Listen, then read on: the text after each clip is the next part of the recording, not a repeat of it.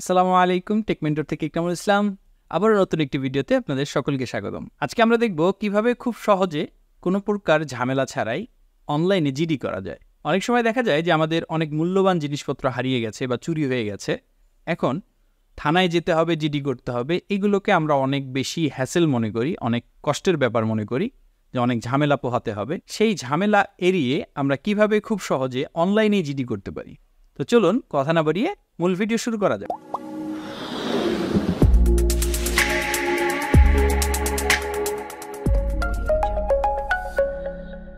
প্রথমেই জিডির জন্য আমাদের ওয়েবসাইটে যেতে হবে। পুলিশের একটি ওয়েবসাইট আছে gd.police.gov.bd। আমি এই লিঙ্কগুলো ভিডিও ডিসক্রিপশনে দিয়ে দেব।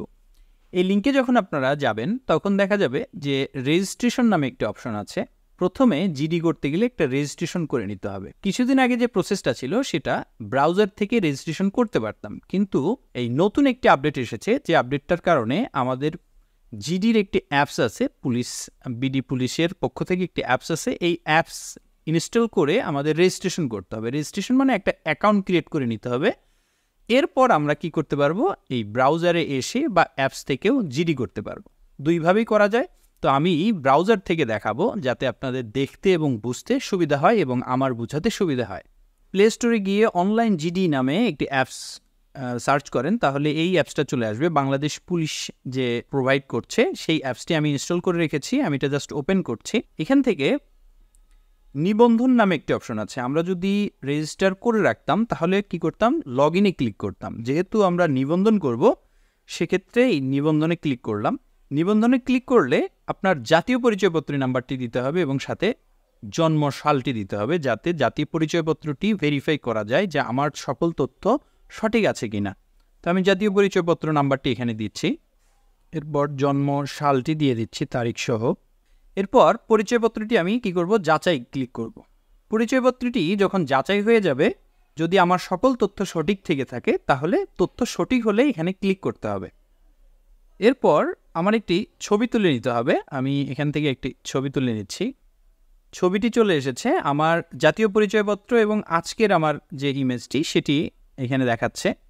ওকে, এবার আমি একটি মোবাইল নাম্বার দিয়ে রেজিস্ট্রেশন করব। এমন একটি মোবাইল নাম্বার দিতে হবে যে মোবাইল নাম্বারে আমার কোড আসবে, সেই কোডটা আমি কি করব, পরবর্তীতে ব্যবহার করতে পারবো। একটি পাসওয়ার্ড দিয়ে নিচ্ছি। এরপর আমার পাসওয়ার্ড দেওয়া হয়ে গেলে আমি এখানে ক্লিক করে অ্যাকাউন্টটি তৈরি করে নিব। এখানে বলা হচ্ছে যে প্রি রেজিস্ট্রেশন আমার সাকসেসফুল হয়ে গেছে। আমার মোবাইল নাম্বার এবং এই পাসওয়ার্ডটি ব্যবহার করে পরবর্তীতে আমি লগ ইন করতে পারবো।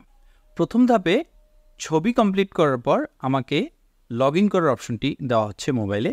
আমি এখন ওই মোবাইল নাম্বার এবং পাসওয়ার্ড দিয়ে লগ ইন করব, কারণ আমার রেজিস্ট্রেশনটি এখনও ফুলফিল হয়নি বা কমপ্লিট হয়নি। এখানে আমার এনআইডিতে যে ইনফরমেশনগুলো ছিল সবগুলো কিন্তু এখানে চলে এসেছে। এরপর পরবর্তীতে আমি ক্লিক করছি। আমার এনআইডি নাম্বার, সাথে আজকের তোলা ছবি এবং ফোন নাম্বারটি দেওয়া আছে। এরপর এখানে অনুগ্রহপূর্বক নিচে আপনার স্বাক্ষরটি প্রদান করুন, মানে আমার এনআইডিতে যে স্বাক্ষর আছে সেই স্বাক্ষরটি আমার এখানে মোবাইলে দিয়ে দিতে হবে। এখানে আমি আমার স্বাক্ষরটি দিয়ে দিয়েছি।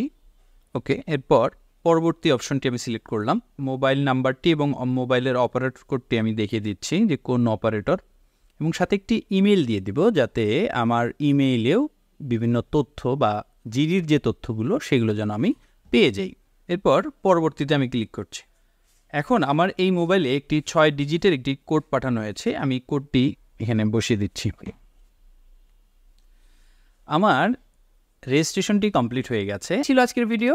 যারা অনলাইনে জিডি করবেন, কিভাবে করবেন ভাবছেন, কোনো ধরনের ঝামেলা ছাড়াই কিভাবে অনলাইনে জিডি করতে হয়, আজকের এই ভিডিওটি দেখলে আশা করি আপনারা উপকৃত হবেন। ভিডিওটি ভালো লাগলে লাইক করবেন, শেয়ার করবেন, এবং যদি কোনো প্রশ্ন থাকে, কোনো কনফিউশন থাকে, অবশ্যই কমেন্ট সেকশনে কমেন্ট করে আমাকে জানাবেন।